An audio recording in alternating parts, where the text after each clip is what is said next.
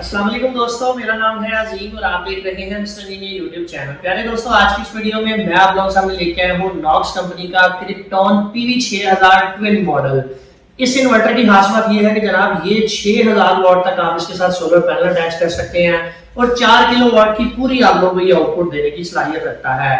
ये original Voltronic के अंदर जनाब आपको क्रिप्टॉन सीरीज PV6000 ट्विन के नाम से आप इसे जानते हैं।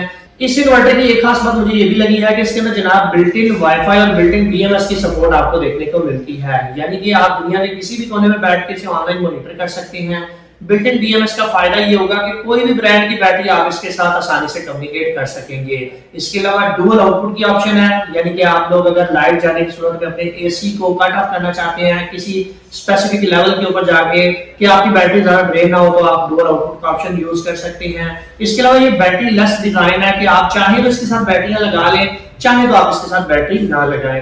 ये 24 वोल्ट की सपोर्ट के साथ आप लोगों को देखने को मिलता है, यानी कि तेजाब वाली बैटरी लगानी है तो आपकी 2 बैटरी लगेगी, चाहे तो लिथियम बैटरी लगा लें क्योंकि आजकल लिथियम का दौर चल रहा है, तो आप जनाब नॉक्स की 3.1 वाली नई मॉडल वाली बैटरी भी आप इसके साथ आसानी से अटैच कर सकते हैं।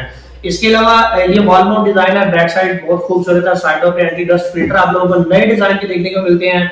फ्रंट साइड के ऊपर आपको टच स्क्रीन देखने को मिलती है जिसकी मदद से आप इसकी सारी प्रोग्रामिंग कर सकते हैं।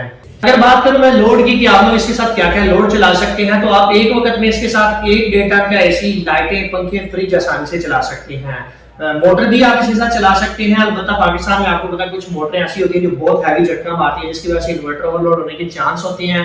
हम रिकमेंड आप लोगों को ये करते हैं कि जब भी आपने इस तरह का हैवी लोड चलाना है तो बारी-बारी चला लें, तो वो आसानी के साथ इसके साथ चल जाएगा।